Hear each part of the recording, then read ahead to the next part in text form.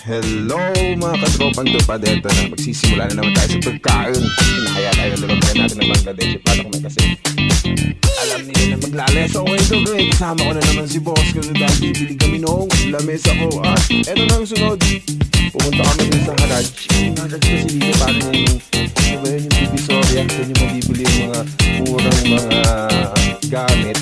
Hindi naman lahat, meron din naman mga brand new.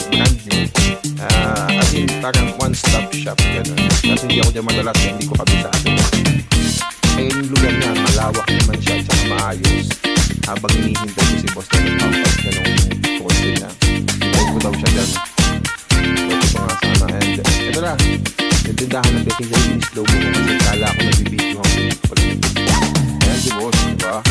Tao. Takaw kasi. Bumili na kami ng lamesa. Tapos sinabi namin, sino pa ako nung dito. Sabi ko, syempre, ito, yan. Yan tinutulak ko yung Topa Mix, salita siya na salita. Eh, di kami magkaintindihan. Eh, di ko na kinausap. Yun, sabi ko na lang, sige na, dumiretso ka na. Di naman masisip, di naman magkaintindihan. Gagawin natin dyan. Hindi na kasi ako marunong magsalita ng Arabic kahit naman nung konting-konti lang alam ko sa Arabic. And here we go.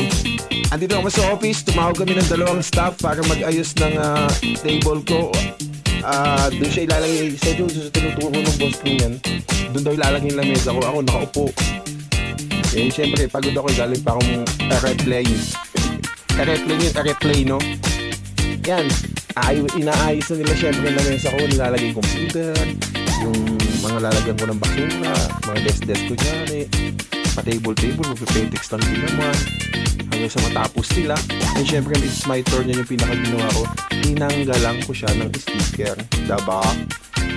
John, yun na yun. Diyan nagtatapos ang ating video sa pagtatanggal ng speaker. Natapos din ang setup. Kaya bye-bye mga katropang tupad!